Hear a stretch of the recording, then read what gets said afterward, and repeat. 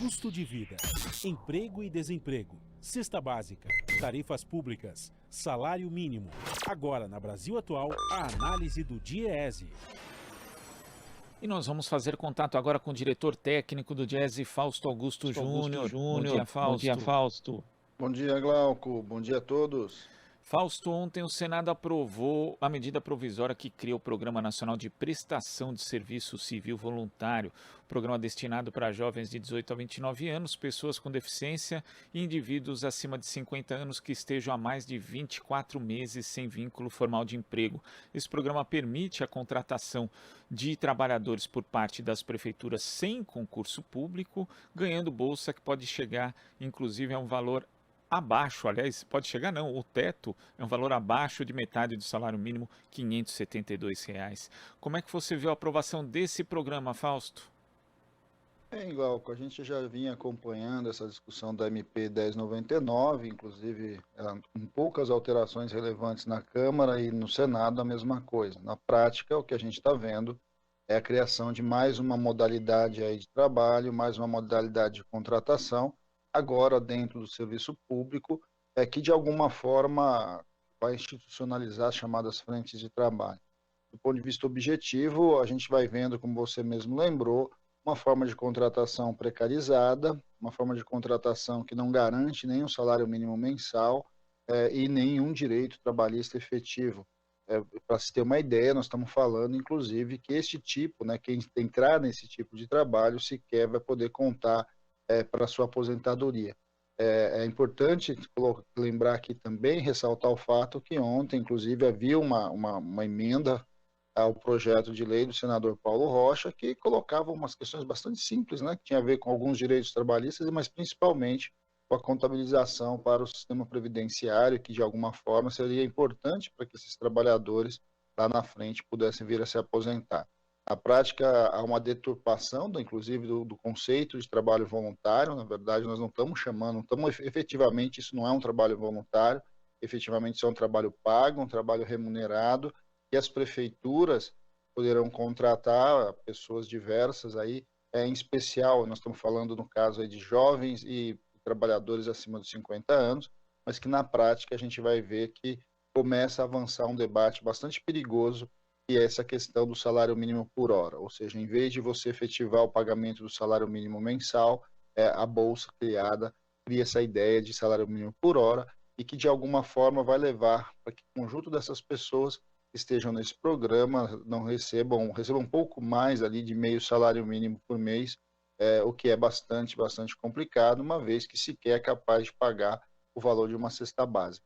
De alguma forma, a gente vai vendo também, por outro lado, nessa criação, uma espécie de substituição aí dos direitos trabalhistas por dois elementos muito simples, que é basicamente eles falam de um seguro de vida ali para o trabalhador e um vale-transporte. Nós estamos falando, então, de prefeituras que vão poder contratar, de alguma forma, com esse rebaixamento bastante grande aí dos direitos trabalhistas. Agora, um outro dado bastante relevante é que é um programa para durar no máximo 2 anos, ou seja, ele está aí, de certo modo, aparecendo no ano eleitoral, e aí tem um caráter eleitoral bastante grande. Nós não sabemos direito o que vai acontecer com esse programa pós-eleição. E na outra ponta, é bom lembrar que não tem dinheiro federal, ou seja, todo o programa acaba sendo custeado pelos municípios, o que na prática nós não sabemos até que ponto terá viabilidade um programa em que, de fato, recurso novo não há, que nada mais do que, de alguma forma, a criação aí de uma precarização do trabalho, inclusive com relação ao serviço público, já que também sequer a gente está falando de concurso público, a gente está falando de uma entrada para o trabalho no município a partir de uma seleção pública simplificada. Tudo isso vai colocando no bojo os debates que a gente já vem fazendo há bastante tempo sobre o processo de precarização do trabalho no Brasil. A cada momento, novas modalidades de trabalho vão sendo criadas, de contratação vão sendo criados, e o conjunto dos direitos trabalhistas que deviam ser expandido para o conjunto da classe trabalhadora vai sendo cada vez mais reduzido a um segmento menor e que precisa, de alguma forma, ser ampliado.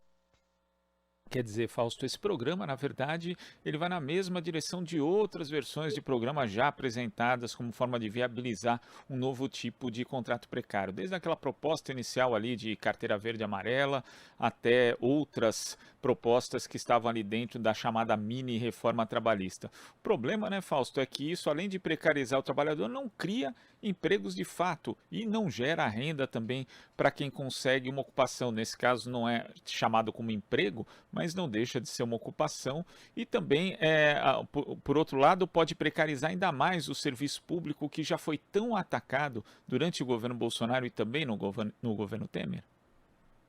Sem dúvida, Glauco. A gente está vendo esse processo de criação de novas formas de trabalho, de contratação, desde a da reforma de 17, com o trabalho intermitente, mas a gente vai vendo que a cada movimento o governo tenta empurrar mais uma nova forma, uma nova modalidade que simplifica e reduz encargos.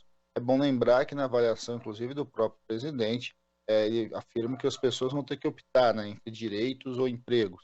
E aí essa é um pouco a linha do que está sendo apresentado. Mais uma vez, você tem uma forma de contratação precária, uma forma de contratação que limita, inclusive, a jornada. Nós estamos falando de jornadas máximas de 22 horas mensais. Aí tem ali como um arremedo ali de compensação a colocação dos cursos, mas agora, inclusive, os cursos passaram a ter que poder ser executados de maneira virtual, cursos também que o tempo de curso acaba sendo incorporado somente à jornada mensal. Então, quando a gente vai olhando, na verdade, o que você vai criando são modalidades novas de contratação, neste caso especificamente no setor público, e que vai precarizando ainda mais o trabalho.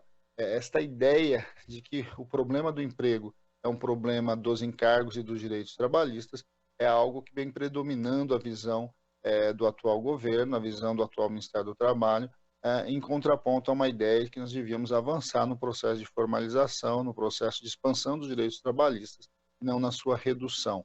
Na prática, o que a gente vai criando é mais modalidades de contratação precária, só que agora essas modalidades de contratação precária vão ganhando a cara institucionalizada.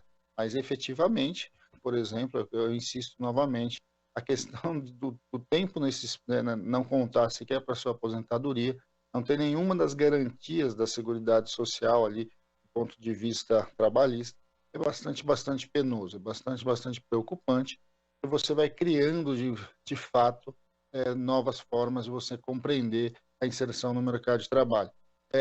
No caso da MP, agora, no caso da lei, né, que vai para a sanção, ela tenta colocar ali alguns limites para essa contratação, dizendo que não pode contratar cargos efetivos ali do município, nem carreiras efetivamente regulamentadas. A gente compreende que as carreiras regulamentadas certamente seriam mais complicadas, mas de alguma forma a gente na prática sabe, e a gente já viu isso em outros momentos, em vários municípios, como você vai substituindo principalmente esse trabalho mais cotidiano das prefeituras por esses tipos de trabalhadores. Então, de alguma forma, de novo, a gente vai numa direção bastante complicada, que em vez da gente construir uma pauta de crescimento, uma pauta que aumente o consumo, que aumente a renda das pessoas, a gente vai para um cenário de criação de emprego com carteira assinada, sem carteira assinada, com remuneração rebaixada, e que, de alguma forma, a gente vai reproduzindo